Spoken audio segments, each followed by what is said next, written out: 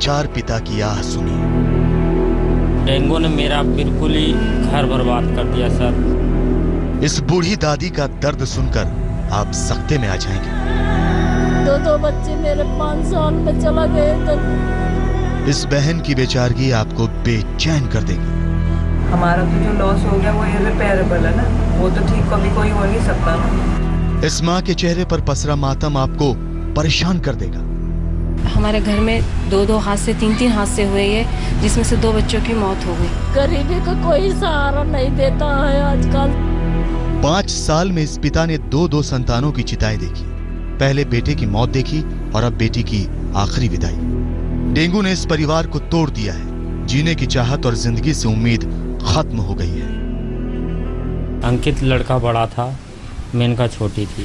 2010 में मेरी अंकित ख़त्म हुआ। 15 अगस्त को मेनके की भी तबीयत खराब हुई, हमने इसकी भर्ती कराई। ये भी हमारे से बिल्कुल मैं बर्बाद हो गया। अब तो मेरा ये भी बच्चा चला गया। ये परिवार तंगहाल है, बड़े अस्पतालों में इलाज नहीं करा सकता। सरकारी अस्पतालों में इलाज कराने की मजबूरी थी, लेकिन जिनके पास हैसियत और सुविधाएं हैं वो भी डेंगू की चपेट से कहां बच पा रहे। दक्षिणी दिल्ली के लाजपत नगर की इस महिला का परिवार एक अदद बेड के लिए तमाम नामी अस्पतालों के चक्कर लगाता रहा। कहीं जगह नहीं मिली तो मरीज को मूलचंद अस्पताल ले गए, जहां उनका सामना निहायत ही लापरवाह और असंवेदनशील सरकारी तंत्र से हुआ। जिस दिन मैंने उनको एडमिट किया है, उसके नेक्स्ट डे जब मैं उनको मिलने गई हूँ, वो बेड पे लेटी हुई है और नीचे वॉमिट्स है। मूलचंद जिसको फोर्टिस ने टेक ओवर कर लिया है, वहाँ पर सफाई नहीं है, तो मैं गवर्नमेंट हॉस्पिटल चली आती।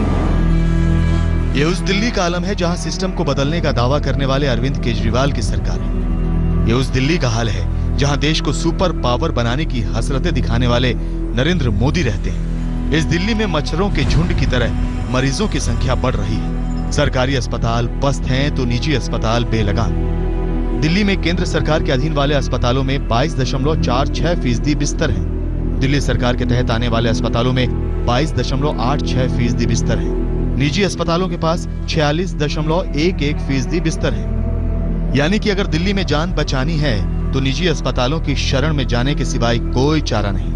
और अभी तो निजी अस्पतालों में दाखिला भी डेंगू की पीड़ा से कम परेशान करने वाला नहीं। दिल्ली में मनीष गुप्ता के साथ योगेश गुप्ता, आज तक। तैयारी है, क्या बंदोबस्त है, ये सब कुछ जानने की कोशिश हमने की।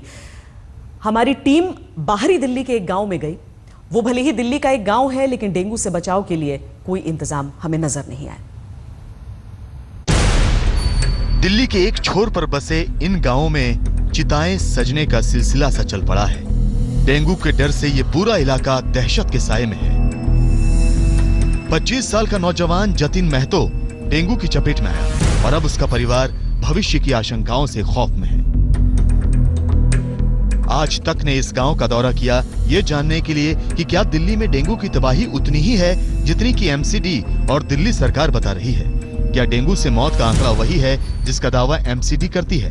हमने यहाँ के लोगों से पूछा तो यहाँ की हर गलियों और मोहल्लों से मौत के सबूत सामने आए। हमें डेंगू से कई मौतों का पता चला।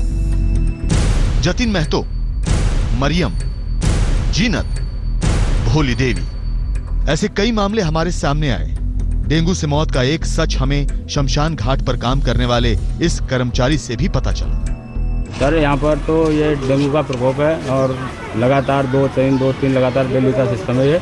और यहाँ पर ऐसी डेथ बॉडी आती रहती हैं, लेकिन ये शमशान घाट वालों की मजबूरी है कि ये लोग हर व्यक्ति को बीमार इसमें पर्ची में लिखते हैं। इसमें स्पष्ट नहीं लिखते कि कौन व्यक्ति किस वजह से मौत हुई है इसकी। तो सवाल यह है कि क्या एमसीडी की ओर से जारी डेंगू के मौत का आंकड़ा फर्जी है? क्या दिल्ली की एजेंसियां दिल्ली वालों की आंखों में धूल झोंक रही हैं? देखिए, इस समय लोग अस्पतालों में जाते हैं, जगह नहीं मिलती, दूसरे अस्पतालों में भागते हैं, प्राइवेट क्लिनिक में जा रहे हैं और वो लौट कर जब जगह नहीं मिलेगी तो आदमी घर जाता है और जब जाकर डेथ होती है तो वो भी आंकड़े हमारे पास नहीं आते। ये बात ठीक है। जिन डॉक्टर्स से आप बात करिएगा, जो प्राइवेट हॉस्पिटल्स हैं, जो प्राइवेट नर्सिंग होम्स हैं, इलाकों में डॉक्टर्स हैं, क्लिनिक्स में हैं, वो सब बताते हैं किसी ने 1200 उनके पास केस आया, किसी के पास 1000 आया।